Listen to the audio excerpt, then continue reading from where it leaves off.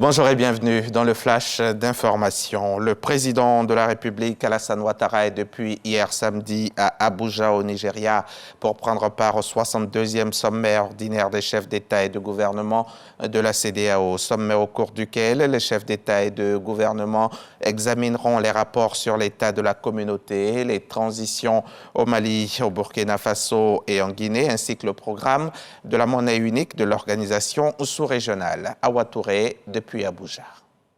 Le président de la République, Alassane Ouattara, est arrivé ce samedi 3 décembre 2022 à Abuja, la capitale du Nigeria, en vue de prendre part ce dimanche 4 décembre au 62e sommet ordinaire de la conférence des chefs d'État et de gouvernement de la Communauté économique des États de l'Afrique de l'Ouest, CEDEAO. Au cours de ce sommet, les chefs d'État et de gouvernement vont examiner les rapports sur l'état de la communauté, les transitions au Mali, en Guinée et au Burkina Faso, avant de participer à la cérémonie solennelle d'ouverture de ce forum qui sera marqué par plusieurs allocutions, notamment celle du président du Nigeria, Muhammadu Buhari, et de Umaru Sissoco Embalo, président de la Guinée-Bissau et président en exercice de la conférence des chefs d'État et de gouvernement de la CEDEAO. La conférence sera également marquée par l'investiture du nouveau président de la commission de la CEDEAO, Dr Oumar Touré, désigné le 3 juillet dernier à Accra, au Ghana, en remplacement de l'Ivoirien Jean-Claude Cassibrou. Notons qu'en marge du sommet, les chefs d'État vont procéder à la pose de la première pierre du nouveau siège de la CEDEAO à Abuja. La colline parfumée, si cela ne vous dit rien à l'heure qu'il est, c'est bien parce que c'est un film qui est en cours de préparation et que vous découvrirez dans quelques semaines. Et quand une production cinématographique est signée Abderrahmane Sissako, forcément, il faut aller la voir. Une scène a même été tournée cette semaine ici à Cocody, dans le village de Blocos. Vous le voyez là en image. Et le Premier ministre, bien sûr, était sur les lieux.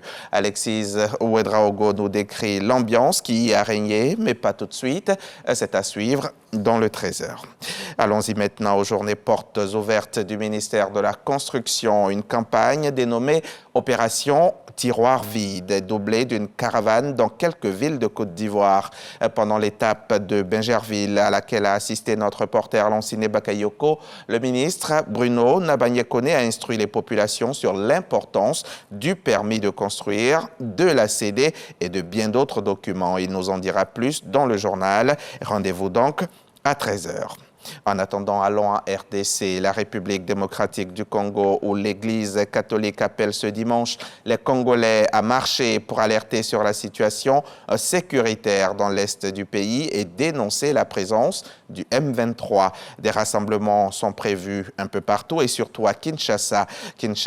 Plusieurs cortèges sont annoncés par les autorités religieuses et selon le programme, rien que dans la capitale, 15 cortèges s'élancent ce dimanche après la première messe de 6h30 et pour l'occasion, tous les autres services religieux qui d'habitude rythment cette journée de dimanche sont annulés. À la fin de ces différents rassemblements, un message de l'Église doit être lu.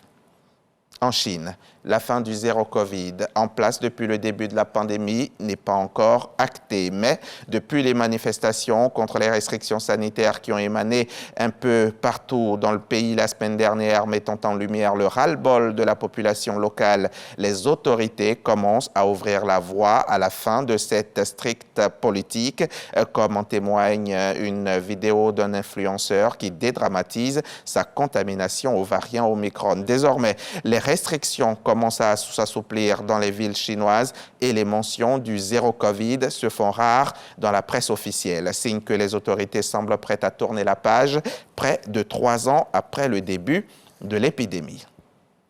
Nous sommes dimanche et comme chaque dimanche, vous aurez droit à votre magazine préféré. Aujourd'hui, nous allons recevoir le conseiller technique du ministère de la fonction publique, Narcisse Sepieso, président du comité scientifique de la 2e édition des journées de la fonction publique. Quel bilan va-t-il nous faire de ces journées et quels en étaient les objectifs? Éléments de réponse donc tout à l'heure dans le 13h.